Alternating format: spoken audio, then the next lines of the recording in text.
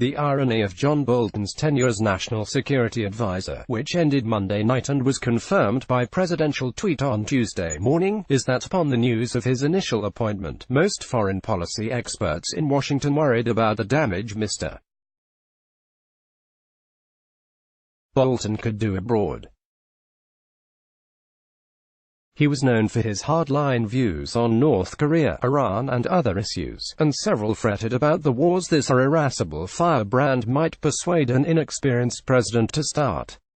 Yet Mr. Bolton's legacy is not of destruction overseas, but dysfunction in Washington. To pursue his own policy agenda and serve an erratic president, in just 17 months Mr. Bolton effectively destroyed the National Security Council system, the intricate structure that governed American foreign policy since the end of World War II. Mr. Bolton's most lasting legacy will be dismantling the structure that has kept American foreign policy from collapsing into chaos, and finally unshackling an irregular commander-in-chief. Trump is not the first president to think he could manage the country's foreign policy by himself. During World War II, Franklin Delano Roosevelt micromanaged the war effort from the Oval Office with just a handful of aides and through personal communications with counterparts like Winston Churchill. Roosevelt, who called himself a juggler who was perfectly willing to mislead and tell untruths if it helps win the war, liked to keep his options open, and just about everyone else, military leaders, diplomats, Congress, even Vice President Harry Truman, in the dark. Roosevelt's juggling maddened those in Washington left out of the loop. The stakes were too high and the decisions too complex for any one person. In the years after his death, Congress, the military brass and some of Roosevelt's successors created the National Security Council and the National Security Advisor position to get everyone in Washington talking together about the hardest issues. The result was not perfect order, but at least a regular order, a reliable framework for American foreign policy from one administration to another.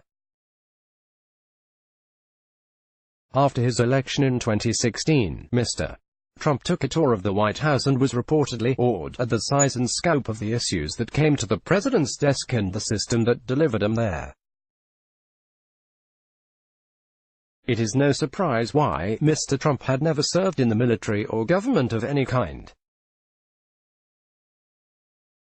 Managing it all got more daunting when his first National Security Advisor, Michael Flynn, resigned in disgrace, and the president did not get along with his eventual replacement, H.R. McMaster. Although denied high-level positions early in the Trump administration, Mr. Bolton, who replaced General McMaster in April 2018, could have been a good fit for the job under an inexperienced president. Compared with Mr. Flynn and General McMaster, Mr. Bolton is a seasoned Washington player, one who considers himself a good bureaucrat, even if he never shared all Mr. Trump's policy preferences. Mr. Bolton was well positioned to work the levers of government for him.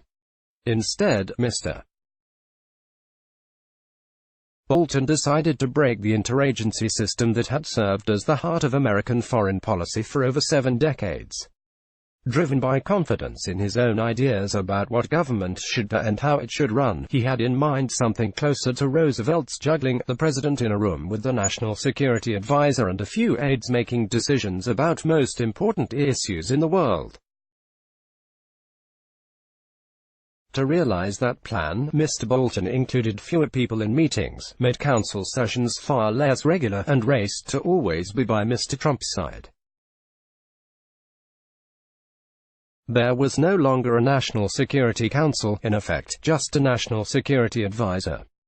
Mr. Bolton broke government and then it broke him. As the National Security Advisor, he pushed for a hard line on North Korea, Iran, Venezuela and Afghanistan. But without a structure behind him, Mr. Bolton was increasingly alone trying to sell positions that were a hard sell to Mr. Trump, who is much less an ideologue and much harder to pin down. Eventually, Mr. Trump split with Mr. Bolton and began consulting with outsiders like the Fox News personality Tucker Carlson. When Mr. Bolton fell out with the president, the ad hoc system collapsed right along with him, as reports over the messy decision-making on the proposed Afghanistan peace deal and talks demonstrate. Mr. Bolton's singular achievement was to dismantle a foreign policy-making structure that had until then kept the president from running foreign policy by the seat of his pants. Bolton persuaded Mr. Trump he didn't need the National Security Council to make decisions. It is no surprise that the president eventually felt confident deciding he did not need a national security advisor either. Whether Mr. Trump names a replacement for Mr. Bolton does not matter. No one is going to convince the president he needs a system now, let alone the one that existed for 70 years. Presidential juggling is back, and one does not need to compare Mr. Trump to Roosevelt in order to worry. Today, Washington is more dependent on the presidency, and the world is more dependent on Washington's decisions, than it was in the 1930s and 40s. At a moment of division at home and disarray abroad, the breaking of the federal government is the most consequential crisis of all. John Gans, at John Gange, the Director of Communications and Research at the University of Pennsylvania's Perry World House, is the author of White House Warriors: How the National Security Council Transformed the American Way of War. The Times is committed to publishing a diversity of letters to the editor. We'd like to hear what you think about this or any of our articles. Here are some tips. And here's our email: letters@nytimes.com. Follow the New York Times opinion section on Facebook, Twitter @NightOpinion, and Instagram. Let's block ads. Why?